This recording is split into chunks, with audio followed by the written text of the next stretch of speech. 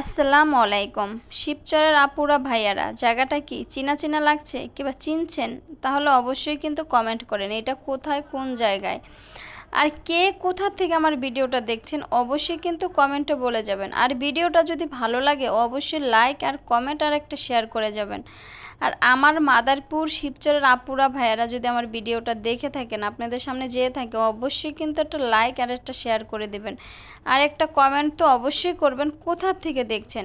কারণ আপনারা যখন কমেন্ট করেন, বিশেষ করে আমার শিবচর আর মাদারপুর আপুরা ভাইয়েরা কমেন্ট করে, আমার যে কী ভালো লাগে, খুব শান্তি পাই, মনে হয় আমার খুব কাছের মানুষরাই বুঝি আমার ভিডিওগুলো দেখছে, কিংবা তারা আমার খুব কাছে আছে, এরকমটাই মনে হয়।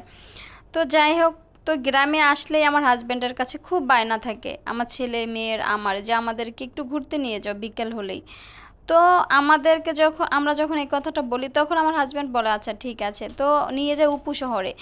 যারা শিবচরের আছেন তারা জানেন যে উপু শহরটা কিন্তু খুবই সুন্দর, একদম খোলা মেলা, তারপর পাশে আবার একটা নদী আছে, খুব ভালো লাগে।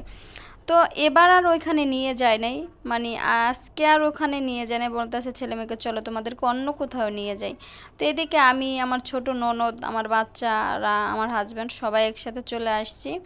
তো এই দিকে আমার হাজব্যান্ড নিয়েছে আমার হাজব্যান্ডের স্কুলে। আমার হাজব্যান্ড যেই স্কুলের থেকে পড়ালেখা শেষ করেছে, মানে স্কুল জীবন শেষ করেছে, তো আমার ছেলে মেয়ে তো দেখে অবাক, বলতেছে বাবা ওয়াও তুমি এত বড় স্কুলে পড়ালেখা করেছো।